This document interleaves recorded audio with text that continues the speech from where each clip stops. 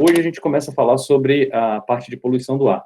Dentro de poluição do ar, o conteúdo está dividido nesses 5 tópicos aí, que são o histórico, falar rapidamente de como é que a questão da poluição do ar evoluiu, né?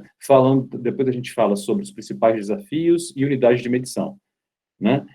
Só para poder familiarizar todo mundo e a gente conseguir discutir sobre a parte principal, que são os principais poluentes. E aí a gente fala sobre padrões de qualidade do ar no finalzinho. A gente já tocou um pouquinho sobre esse assunto e a gente tem tocado também nos principais poluentes desde o começo do curso, né? Volta e meia a gente discute um pouquinho sobre eles, mas a gente agora fala mais claramente quais são as origens, quais são o que eles causam na saúde humana, o que eles causam no meio ambiente, tá bom?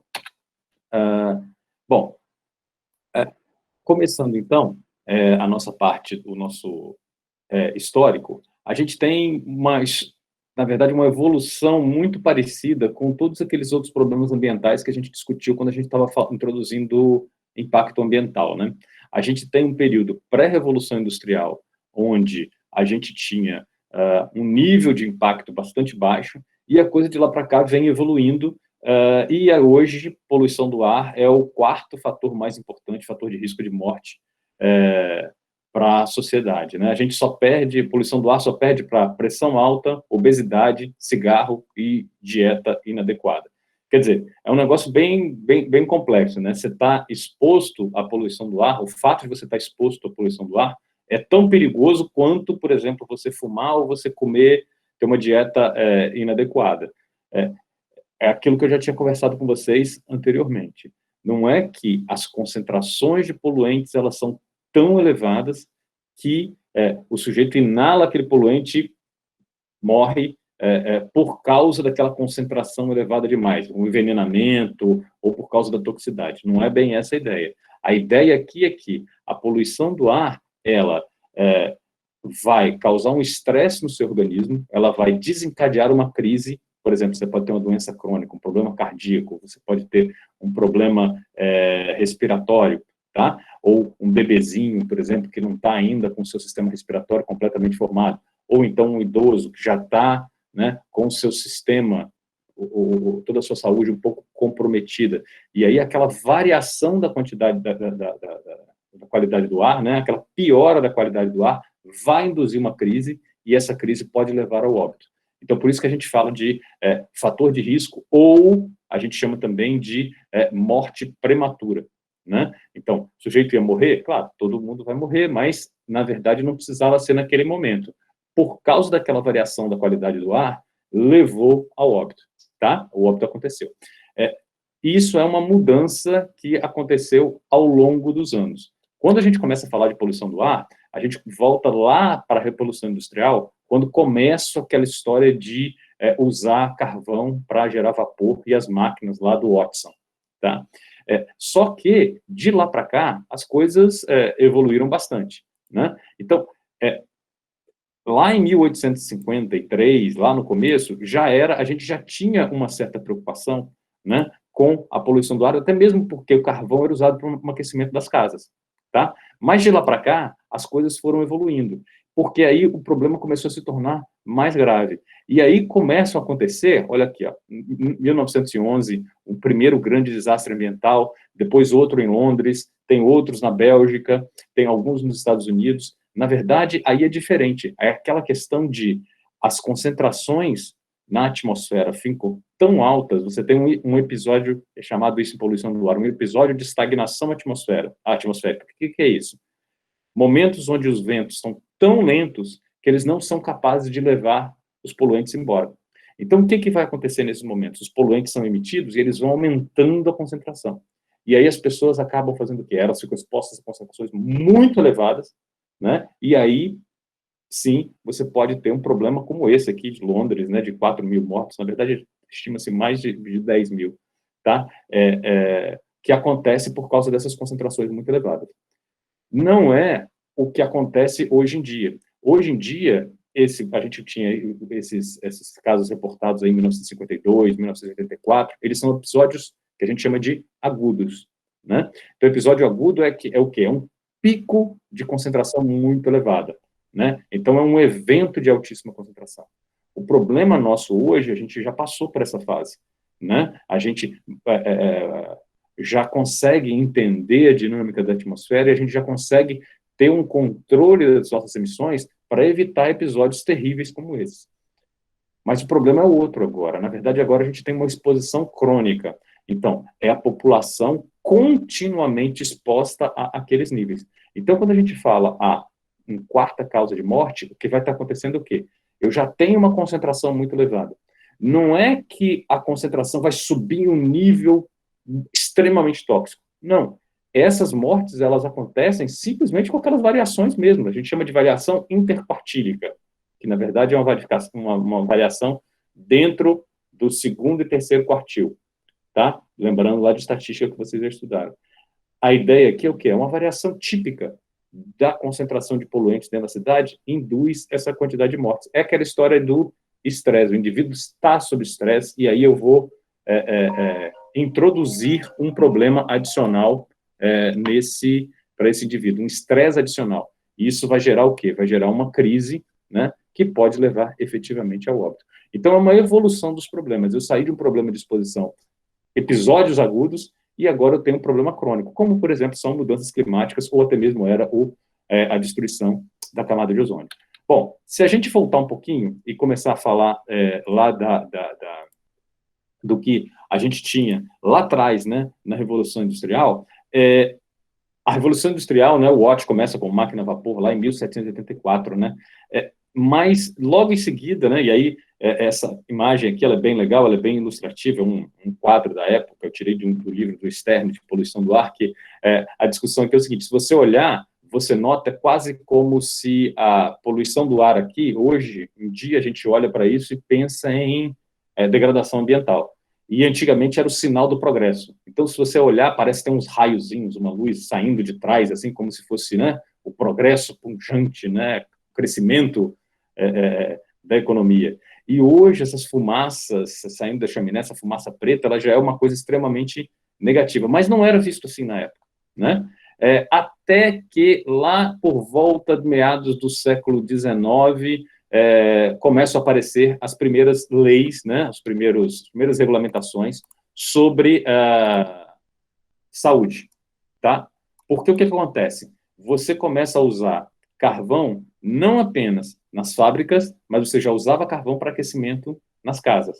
Então, o carvão no aquecimento das casas, ele já era problemático, ele já causava muitos transtornos. Imagina, aqui a gente não tem esse problema, nunca teve, mas imagina na Europa, durante o inverno, todo mundo aquecendo suas casas, então toda casa tinha sua chaminézinha lá, soltando fumaça, né? E aí agora soma-se a isso a nossa, todas as emissões industriais, e aí começa assim a queima em grande escala de carvão, né? Então, nessa época, os episódios de muita fumaça começam a ficar cada vez mais importantes, né? E aí começam a surgir as primeiras legislações ambientais e começam a surgir também os primeiros avanços na parte de controle. Então, o pessoal começa a perceber o quê? Que aquela fumaça, né, que são partículas, na verdade, tá? Mas na época definido simplesmente como fumaça, aquela fumaça, ela é nociva à saúde e a fumaça atrapalha a minha operação, né? Porque eu posso causar dano ao meu redor. E aí eu preciso começar a me preocupar com equipamentos de controle de poluição. E aí lá naquela época começava a surgir os filtros de tecido, os filtros que a gente chama de filtros de manga. Filtro de manga é porque é uma manga mesmo, parece uma manga de camisa, uma camisa de manga comprida, tá? Então é um filtro feito de tecido, você faz o ar passar ali por dentro, então quando o ar passa pelo tecido, ele vai deixar as partículas retidas nesse tecido, né? E de tempos em tempos você tira o tecido e dá uma chacoalhada, aí toda essa poeira sai do tecido. Uma das primeiras formas primeiros equipamentos de controle de poluição. Ele é mais rudimentar, hoje a gente, claro, tem equipamentos muito mais sofisticados, mas ainda usa esses filtros de manga porque eles têm uma boa eficiência. Claro que o conceito mudou bastante, mas a ideia é mais ou menos a mesma, tá? Bom, e aí, aí a gente já cai, né, já avança um pouco mais, e aí tem os primeiros, lá em 1911, lá no comecinho do século XX, né, tem o primeiro grande desastre ambiental lá em Londres, e aí é motivado efetivamente as mudanças na legislação, e o pessoal lá em Inglaterra é pioneiro nessa área, justamente porque teve o primeiro grande desastre, né? com legislações específicas para controlar o problema e minimizar a poluição. O século XX, na verdade, o começo do século XX, ele é marcado por vários episódios de concentração bastante elevada. Então, aí já está na segunda parte, né, do século XX, vocês observam vários acidentes, né, não foram bem acidentes, vários episódios agudos, né, de concentração muito elevada, né, na Bélgica, nos Estados Unidos. O pior de todos foi esse caso em Londres, que é realmente o mais conhecido, né. Londres tem uma particularidade que que são fotos que estão acontecendo na época, que são essas fotos que estão passando, olha como ficou o ar na região. E ao lado, logo ao lado, aqui ao lado, a gente tem um gráfico do número de mortes, tá? Comparado às concentrações de fumaça e dióxido de enxofre. A gente vai falar sobre esses dois poluentes já já. Mas a ideia básica aqui Londres é caracterizada pelo fog londrino, né? Que é um nevoeiro. Nevoeiro não é nada mais, nada menos do que água, né? Na verdade, você tem uma brisa marinha trazendo bastante umidade, né, para a região. Essa umidade bastante elevada, quando a temperatura cai, você vai ter o quê? Você vai ter a formação de pequenas gotículas de água, condensação. E isso daí, né, nos dias de pouco vento, e Londres é um caso típico que isso acontece, elas ficam sobre a região. Isso só vai melhorar quando o sol esquenta e a temperatura começa a aumentar e aquela água evapora, né? Mas Londres é um caso específico de ter episódios de vento, a gente chama de estagnação atmosférica, muito parado. O que vai acontecer é que, lá em Londres, nessa época, eu tinha o nevoeiro com um episódio de estagnação, então não estou tendo vento para remover os poluentes, e as minhas fábricas, veículos, aquecedores, tudo isso funcionando. Então, a queima de carvão é uma queima que produz muito enxofre. O carvão tem uma contaminação elevada de enxofre. Então, o que eu tenho é uma emissão significativa de óxido de enxofre. Esses óxidos de enxofre, bom, SO2, água é H2O, vai formar H2SO4. Então, eu tenho aquele nevoeiro, se tornou um nevoeiro ácido, que antes era um nevoeiro feito basicamente de água, ele se torna ácido. Outra coisa que acontece também é que, e aí essa curva em azul aqui, ó, tá vendo? São as concentrações de dióxido de enxofre, e somado também, eu começo a ter partículas, que aí eu potencializo todo esse efeito. Então, eu junto nesse nevoeiro a fumaça, né, que são pequenas partículas inaláveis. E aí toda essa mistura, ela se torna extremamente tóxica. E aí eu acabo tendo esses episódios de aumento de problemas respiratórios. E aí é interessante vocês observarem a correlação aqui, né? Quando as concentrações começam a aumentar, tá vendo? Aqui é a média do número de mortes que se encontra normalmente lá em Londres, né? E isso para as concentrações normalmente encontradas, tá vendo? De poluentes. O que acontece é que, com o aumento das concentrações de poluentes, que a gente está observando aqui, ó, tá vendo? Aqui é o período de duração do nevoeiro. Eu tenho o quê? Eu tenho um aumento significativo do número de mortes.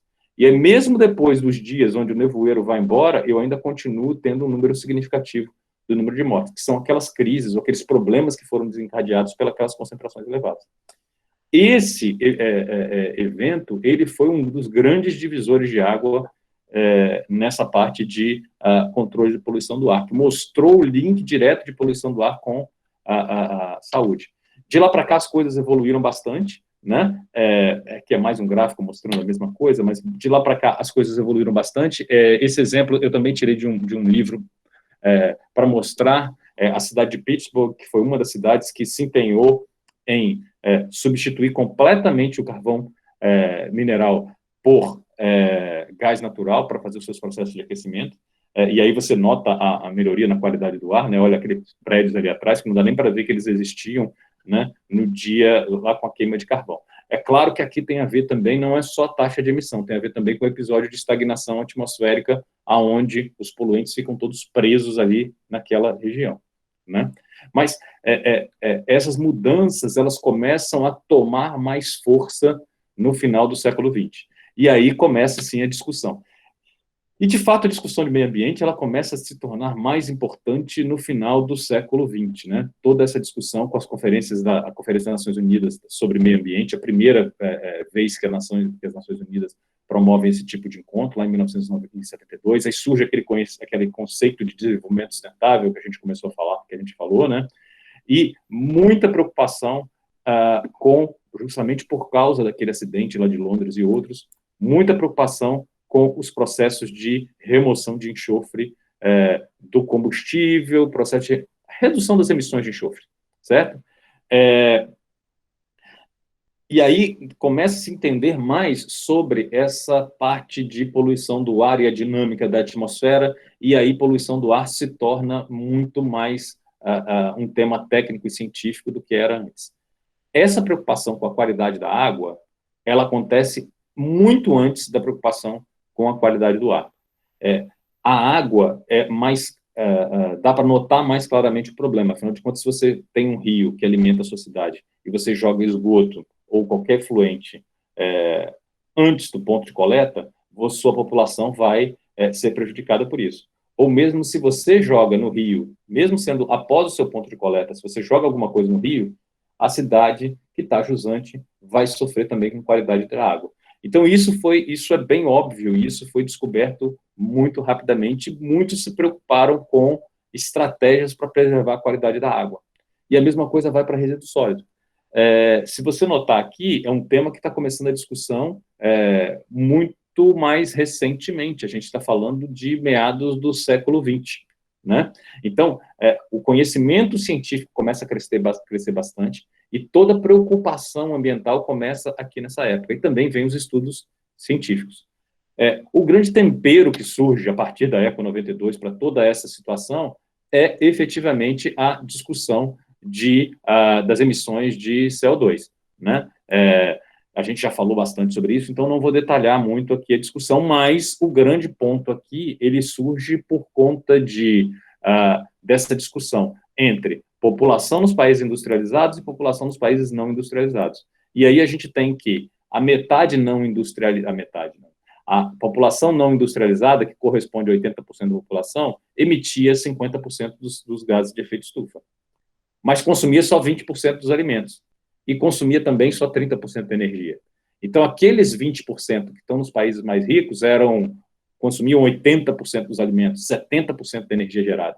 Então, vinha aquela grande discussão, essa foi o grande ponto da Eco 92 e depois do Protocolo de Kyoto e todas as outras grandes discussões ambientais sobre isso, da onde vem o dinheiro para proteger o meio ambiente, que é aquela discussão que a gente já passou por ela no nosso começo ali do curso, que era toda aquela... E ela ainda continua hoje em dia, né? A gente sempre tem essa competição entre os interesses, né, econômicos, que não deveria ser bem assim, porque, na verdade, a gente nota que o meio ambiente está extremamente integrado ao desenvolvimento da economia, aquela discussão sobre queimar, permitir o desmatamento da floresta amazônica ou não permitir o desmatamento, aí vem aqueles pesquisadores que dizem, olha, a Amazônia é responsável por uma quantidade enorme de evaporação pela regulação do clima, e se eu tenho uma destruição da Amazônia, eu vou prejudicar a agricultura, né? Então, isso é uma visão já mais de longo prazo, que é contra aquela outra visão de curto prazo, que não, eu preciso de fazer o desenvolvimento regional. Então, essa questão de meio ambiente e dinheiro que eu gasto para protegê-lo, ela é bastante relevante e já era um assunto discutido desde aquela época. Com todo esse contexto, a gente chega aonde a gente está hoje, né? A gente tendo poluição do ar como sendo o quarto maior fator de risco, né, para a população, né? Eles causando quase 7 milhões de mortes prematuras, né? O que é um número extremamente elevado, né? Quando você começa a olhar aqui quem são as outras causas, né? Como pressão alta, fumo, dieta não adequada, né? Logo depois de poluição do ar, tem o problema da diabetes, quer dizer, é um grande problema. E esse problema, ele está muito relacionado ao nosso estilo de desenvolvimento da sociedade, né? A gente tem essas cidades cada vez maiores, né? Não importa se a gente está falando de cidades no hemisfério norte ou no hemisfério sul, desenvolvidas ou não, a gente nota essa gradual urbanização. Nos países mais desenvolvidos, essa urbanização, como vocês observarem aqui os gráficos, né, você vai observar, por exemplo, a Europa e a América do Norte, já tem um índice bastante elevado de urbanização. Enquanto África e Ásia ainda estão caminhando para a maior parte da população ser uma população urbana e não uma população rural. Mas dá para ver que a tendência, né, as curvas de crescimento, elas são bastante claras, né? Eu tenho aqui, né, atualmente, né, 40% da população da África é uma população urbana, mas você vê aqui que em 2050 a previsão é que chegue a quase 60% da população. Então, isso é uma tendência normal. Então, o ponto aqui é o que nós vamos fazer para resolver esse problema, como é que a gente vai lidar com a poluição do ar. Então, o que nos traz ao próximo assunto, que são os grandes desafios que a gente precisa lidar nesse tema. Basicamente, a gente tem esses grandes desafios que são muito parecidos com os desafios ambientais que a gente já descreveu quando a gente estava falando de impacto ambiental, né? O primeiro aqui, que é a destruição da camada de ozônio, esse eu mantenho ele aí só mesmo como forma didática para mostrar um exemplo de sucesso. A gente já conseguiu encontrar alternativas tecnológicas para evitar a emissão de gases que destroem camada de ozônio, a gente conseguiu encontrar alternativas tecnológicas, gerar legislação, fazer com que os países mudassem os seus hábitos e é um exemplo de sucesso. Hoje, a bola da vez é efetivamente o efeito estufa, né? Que é justamente relacionado à parte de mudanças climáticas.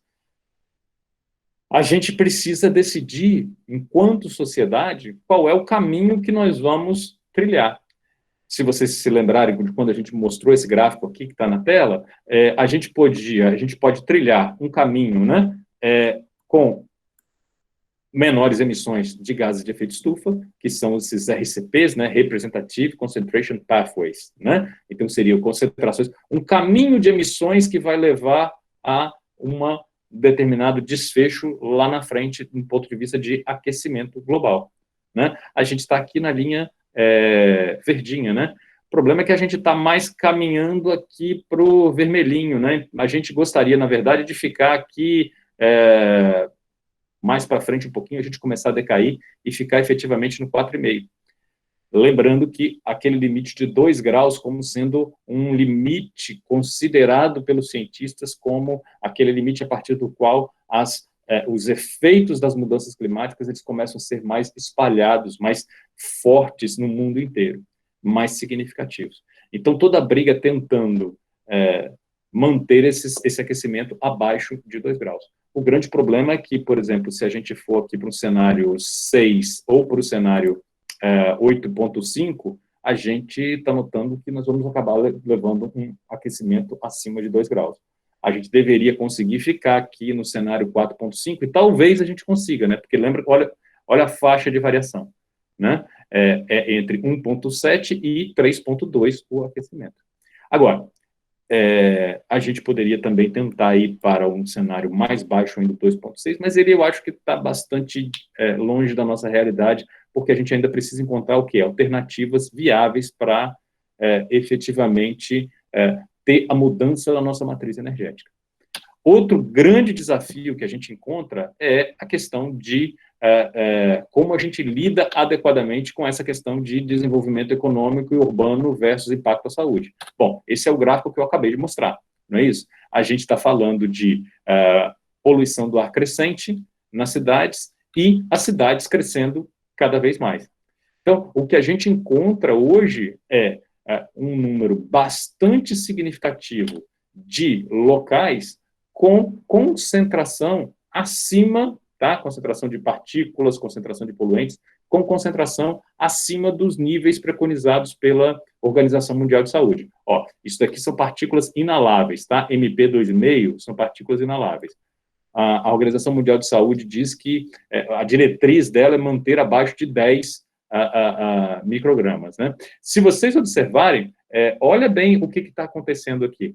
Grande parte do mundo, ele está com concentrações acima de 15, né? Só esse vermelho clarinho são as regiões que atendem efetivamente o nosso limite preconizado pela OMS. Isso está muito relacionado, na verdade, poluição por partículas, né? Está muito relacionado a regiões de menor desenvolvimento, né? Na verdade, o que a gente vai ver mais tarde é o seguinte: a poluição por partículas, ela está muito relacionada realmente a regiões de, como é que eu vou falar? De menor desenvolvimento. Enquanto que outros poluentes, como o ozônio, por exemplo, eles já são mais espalhados, né? Eles já são mais comuns, mesmo em regiões mais ricas. Ó, esse gráfico aqui é um gráfico de mortes prematuras, né? Morte de crianças, né?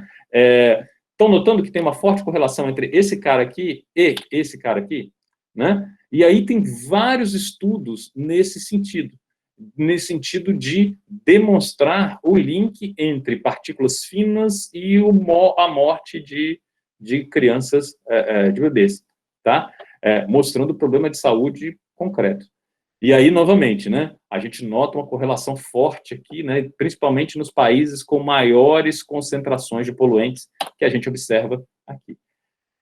Mas, só para dar ideia clara para vocês, olha só, isso daqui é o nosso, é o que a gente encontra na Europa, tá? Esse é um gráfico, inclusive, da Agência de Proteção Ambiental americana, tá? Eu vou ter, americana, desculpa, europeia. Eu vou ter os diversos poluentes, a gente já vai falar sobre cada um deles, mas vocês notam aqui, ó, 31% da população europeia está exposta a concentrações de poluentes que são maiores do que os limites para partículas inaláveis, os limites europeus, tá? 31%. Nota que isso é bastante gente, né?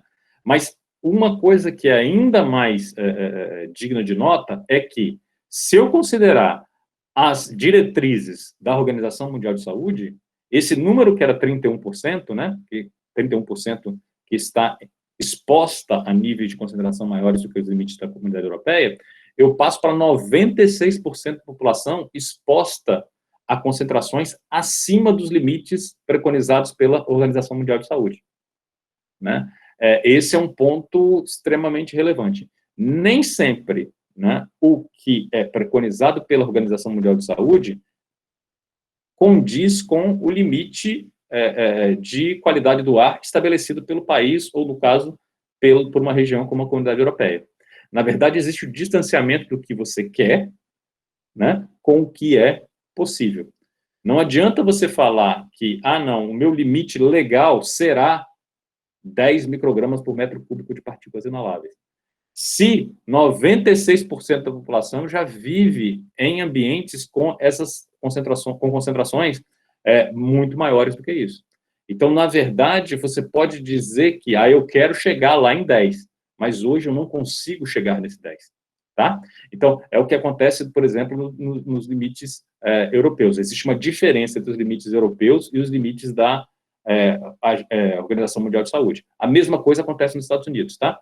Então, em termos práticos, 96% da população europeia está exposta a níveis de concentração de partículas inaláveis, partículas respiráveis, maiores do que aqueles preconizados pela OMS. Quando a gente vai pensar em ozônio, tá aqui, ó, tá? Praticamente toda a população da Comunidade Europeia está exposta a níveis de concentração maiores do que aqueles limites previstos pela Organização Mundial de Saúde. Isso só demonstra o tamanho do problema que a gente precisa lidar, né? A gente vai ter, então, toda essa questão, ela andando junto com a nossa necessidade por urbanização, andando junto com a nossa necessidade de desenvolvimento econômico, né? E você precisando tomar medidas ou se preocupar com o que você vai fazer para efetivamente controlar as concentrações de poluente na atmosfera. Bom, esse é um dos problemas, esse é um dos maiores desafios que a gente encontra, né? Mas tem outros também, que muitas vezes a gente está só preocupado com a contaminação do ar externo. E hoje em dia a gente tem que cada vez mais se preocupar com a contaminação dos ambientes internos. Na verdade, a gente tem discutido isso muito no contexto atual, quando a gente fala da pandemia, né, da Covid, né? Na verdade, um dos grandes pontos, uma das grandes motivações da gente estar tendo esse período de aulas de maneira remota é isso. O ambiente que vocês estariam expostos lá na universidade, ele estaria adequado para todo mundo respirando ali e jogando o seu ar, expelindo o seu ar ali? Existiria ventilação adequada? Cada vez menos, né? Porque a gente foi para um caminho de fechar os ambientes e colocar ar-condicionado. E aí a gente ainda, para melhorar mais ainda, a gente melhorou e colocou aqueles splits, né?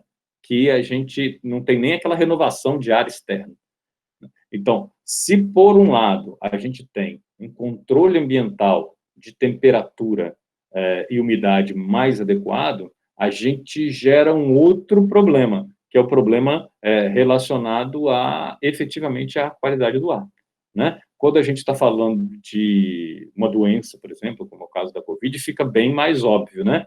Resfriados e coisas assim, mas esses não são os únicos poluentes internos, né? A gente tem vários casos, né? Quem tem alergia, rinite, coisas assim, a gente vai ter, sabe que existem várias fontes de poluição dentro das casas. Então, todas essas são umas mais, outras menos agressivas. Mas, por exemplo, se você imaginar que você tem na sua casa uma cozinha funcionando e a cozinha na verdade, usa queima de combustíveis fósseis, né? Então, todos aqueles poluentes associados à queima de combustíveis fósseis, eles vão estar presentes dentro da sua casa. E aí você pode continuar com toda essa discussão, passando por fungos, por exemplo, ou poeiras, ácaro e por aí vai, ou até mesmo discutir a questão dos materiais de construção. Imagina o seguinte, você entra numa casa novinha, recém-pintada, né? Ela tem aquele cheiro de tinta, né? Ou o cheiro dos equipamentos, dos materiais de construção que estão secando, cola, por exemplo. Tudo isso são compostos orgânicos voláteis que influenciam a saúde. Não tem aquela, vocês já viram aquela expressão cheiro de carro novo, né? Carro tem um cheiro gostoso e tal, na verdade aquele cheiro é o quê?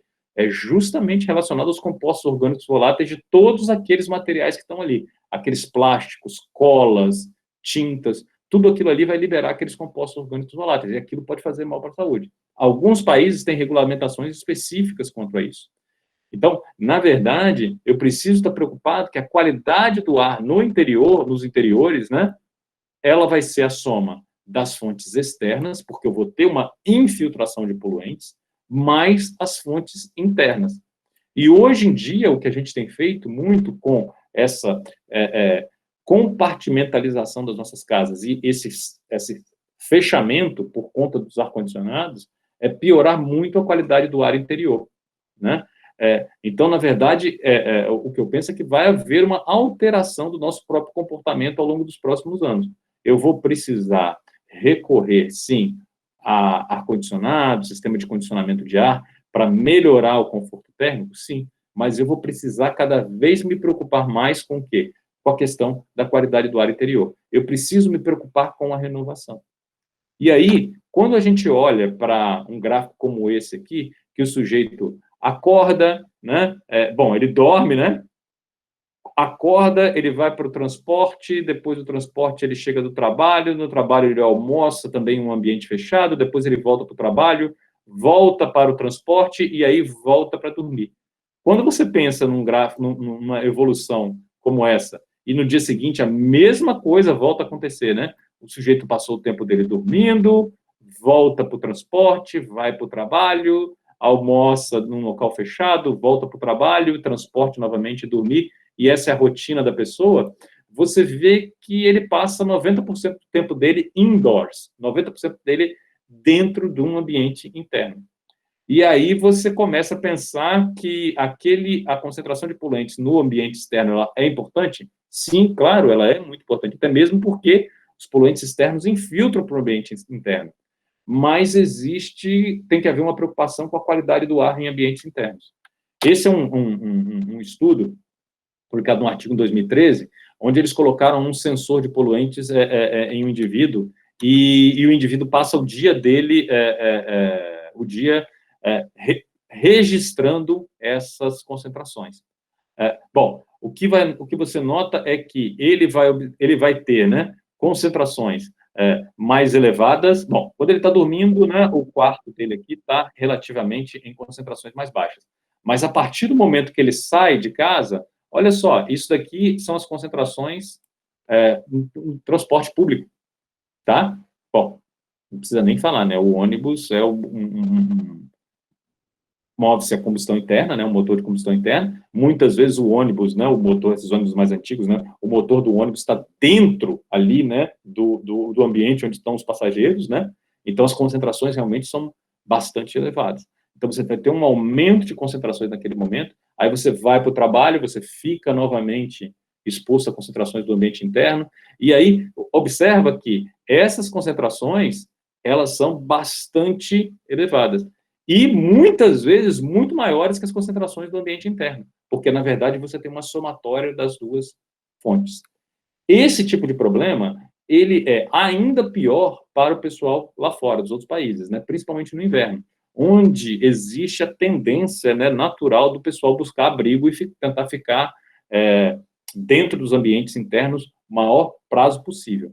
A gente ainda tem uma vida mais aberta, né? A gente vive mais dentro dos ambientes externos e ainda tem lá os ambientes com ventilação natural que vão facilitar muito isso. Mas acaba sendo um problema e hoje é uma grande preocupação, principalmente em tempos de Covid. Bom, o grande desafio em tudo isso, agora que surge, ele está começando a ficar cada vez mais relevante, ele acaba sendo um grande problema para as empresas, que é a avaliação dos custos econômicos relacionados à poluição do ar. O que quer dizer isso? Ó, esse daqui é um gráfico feito pelo Banco Mundial sobre o número de dias que o pessoal deixa de ir ao trabalho por conta das doenças relacionadas à poluição do ar, tá? Lembra que eu falei, né? Poluição do ar vai causar alguma crise de alguma doença, pode causar absenteísmo, quer dizer, falta no trabalho, né? E aí, quanto custa isso, né? Então, isso daqui, ó, esse gráficozinho aqui é o custo em 1990, 2000 e aqui em 2013. Bom, o meu custo era 162 bilhões de dólares e passou agora para 220 bilhões de dólares. Isso começa a ser uma parcela bastante relevante do PIB de muitos países. E essa discussão, então, ela tem cada vez mais crescido. Esse daqui é um relatório da Comunidade Europeia também, e aí o pessoal já está com uma discussão mais relevante aqui. Eles começam a discutir o seguinte, total damage costs, aqui, ó, esse é o total damage costs, que eles colocaram nesse gráfico.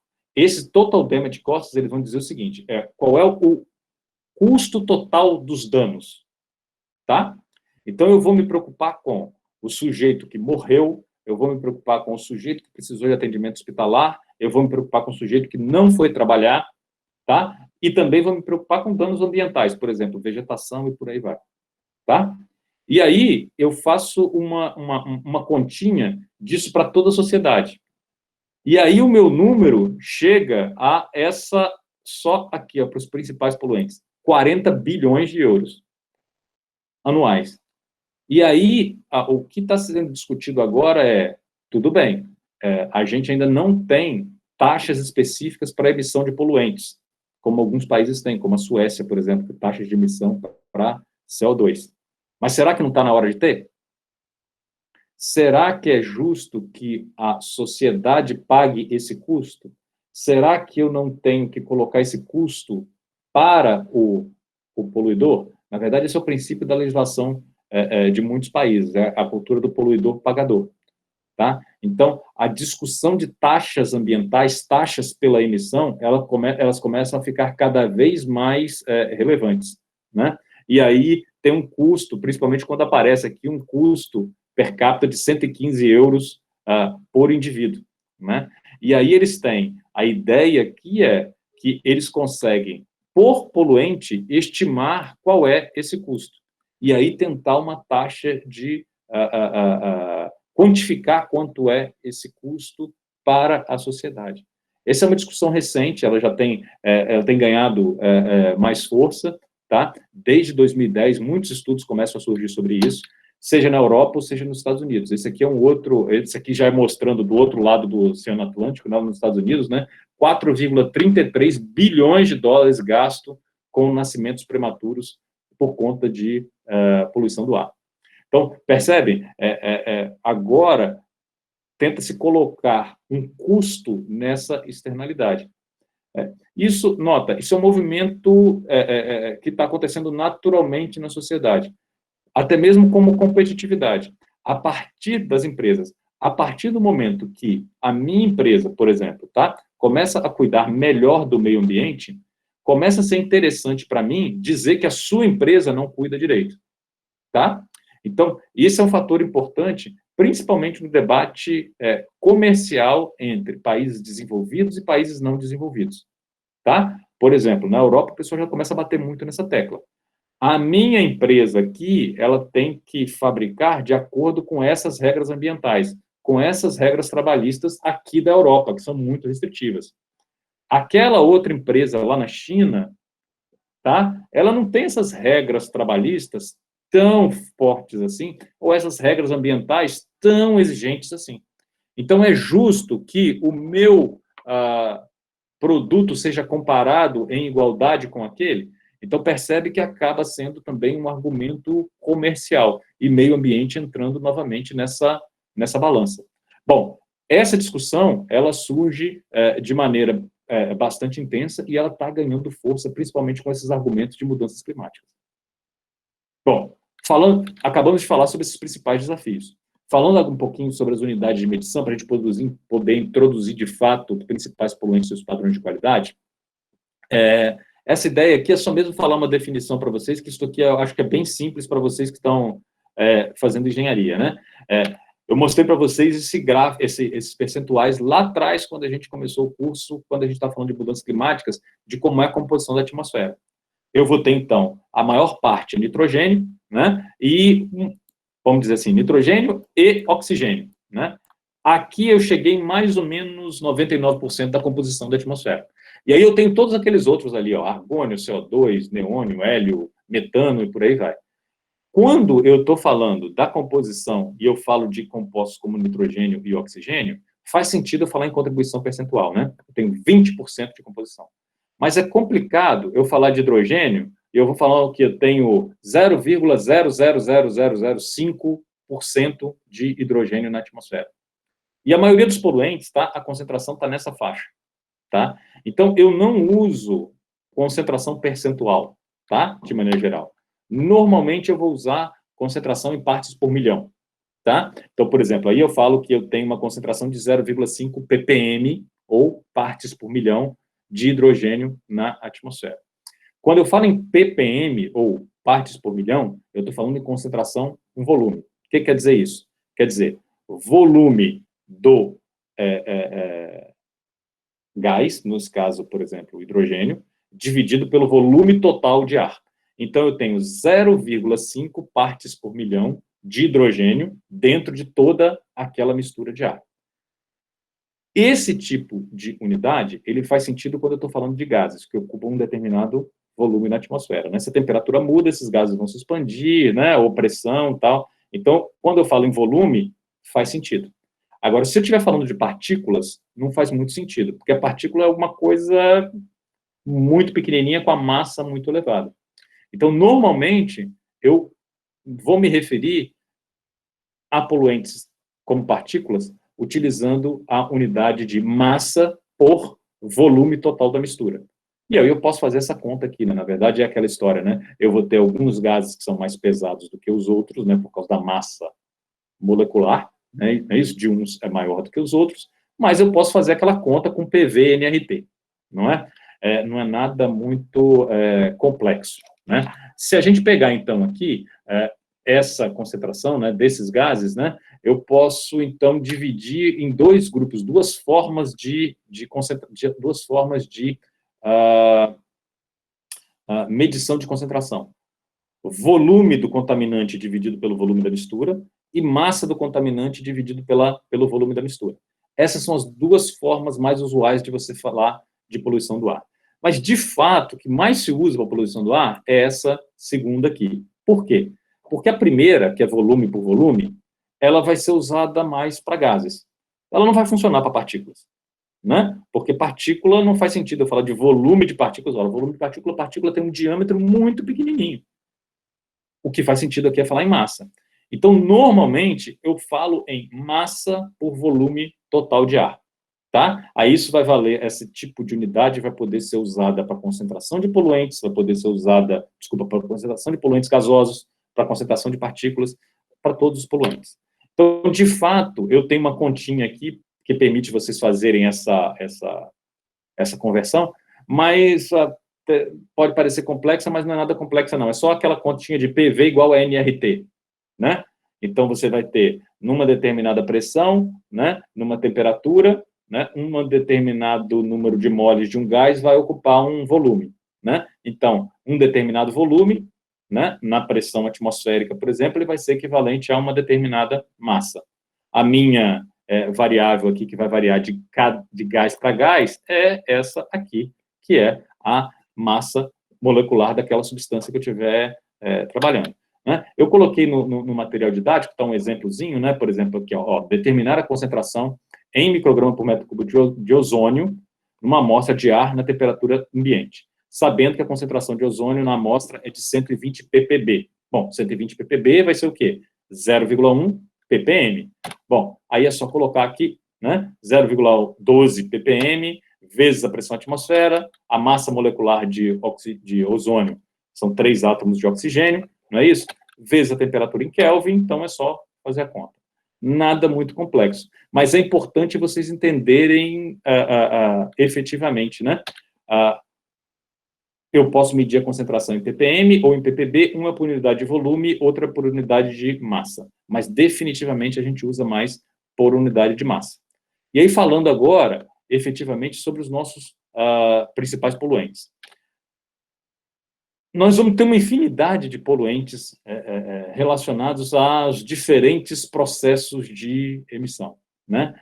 Nessa imagem aí, vocês estão vendo, eu estou colocando os diversos poluentes em cada uma dessas atividades, né? Você tem as 3 primeiras, né, que é a emissão de veículos automotores, uma queimada, ou então um processo industrial com aquela fumaça preta saindo ali.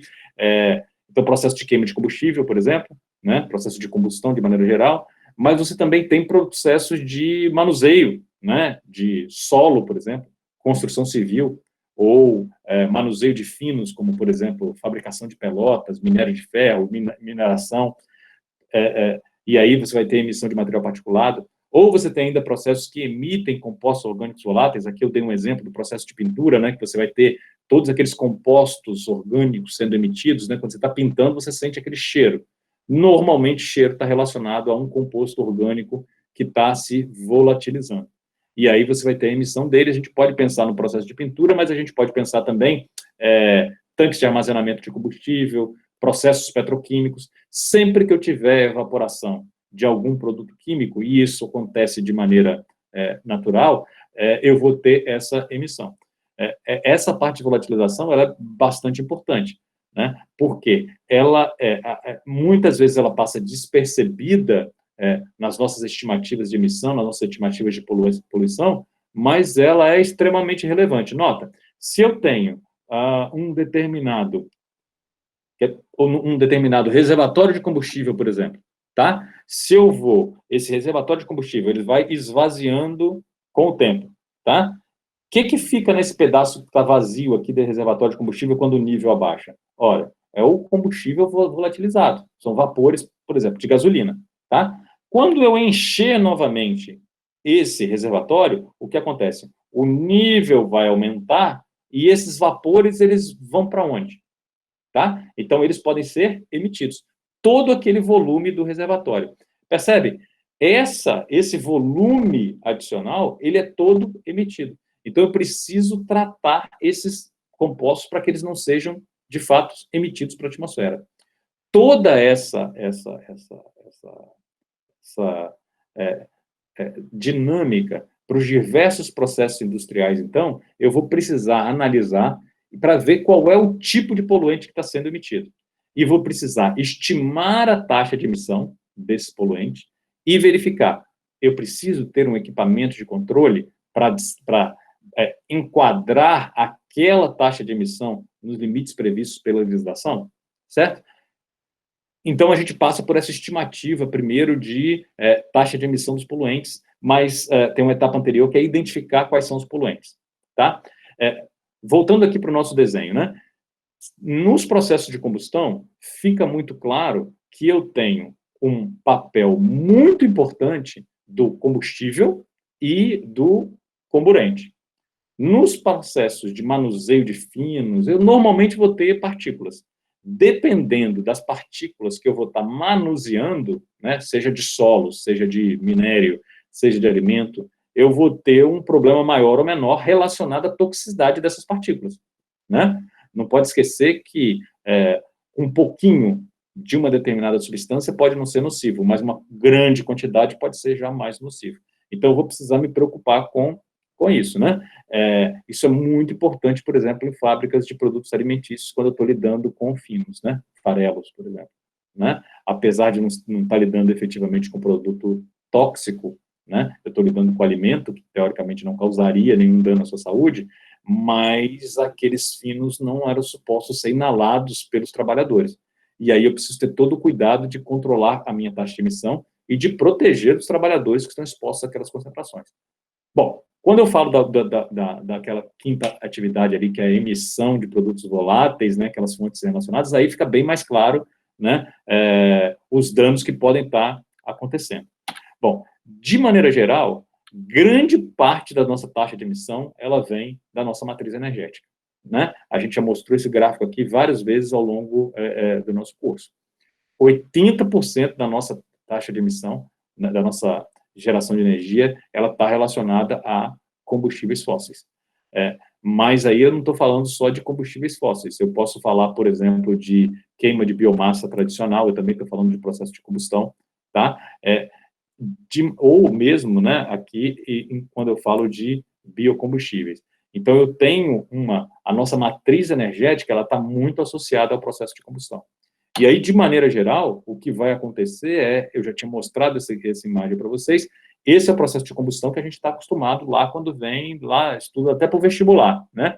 Eu vou queimar um hidrocarboneto com oxigênio, produzindo energia e gerando CO2 e água. Essa seria a minha reação química perfeita. O problema é que essa reação não é perfeita. Enquanto a gente estava falando dessa reação aqui, falando de mudanças climáticas, eu já tinha um problema aqui porque o CO2, ele né, mais ou menos inerente ao meu processo, não é isso? Ele vai estar presente, não importa, nossa, que certo horrível, o meu CO2, ele é inerente ao processo. Se a reação química está funcionando, eu vou ter emissão de CO2. Mas esse não é o problema principal. O problema vem que eu tenho combustível com enxofre, por exemplo. Eu estava falando de carvão mineral há pouco, não é isso? Se eu tenho enxofre no combustível, eu vou emitir o enxofre na forma oxidada como produto da minha reação. O comburente também não é só oxigênio, ele tem nitrogênio. Se eu tenho nitrogênio no combustível, no comburente, eu vou emitir nitrogênio lá como produto de reação. Nitrogênio é um grande problema, porque o nitrogênio, na temperatura ambiente, a forma molecular dele, N2, é a forma estável.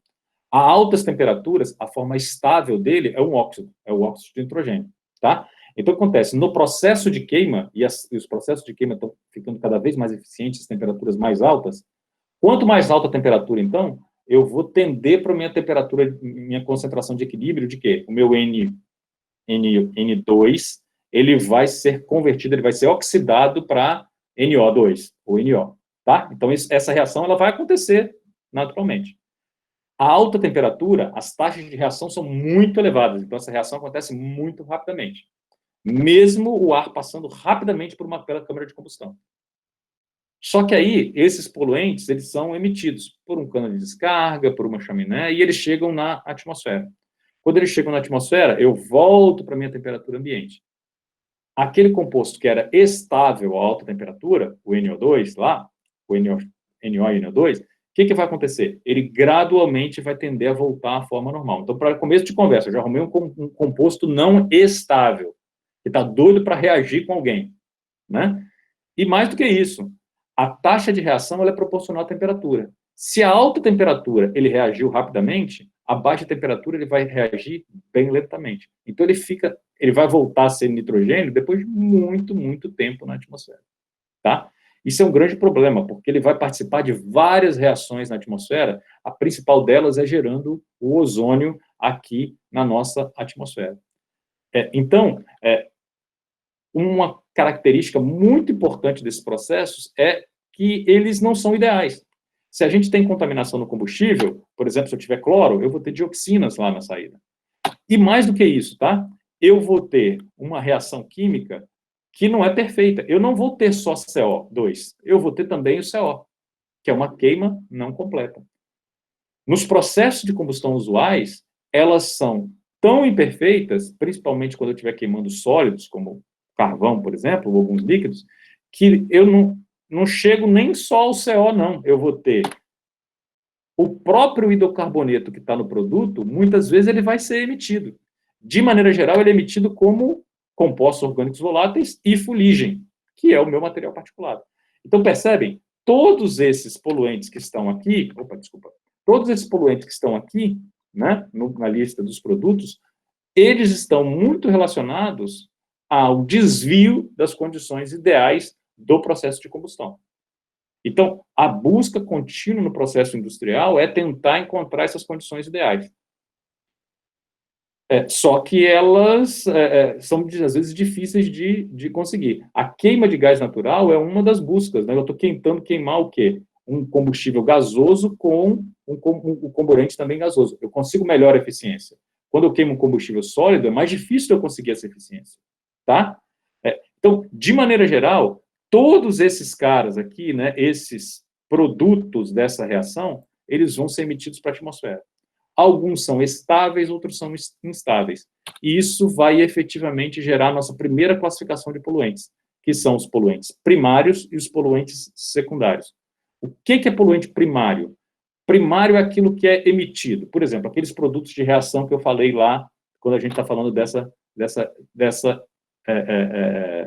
lista de produtos aqui. Por exemplo, SO2 é um poluente que foi emitido como fruto do processo de combustão, onde eu tinha contaminação de enxofre no combustível.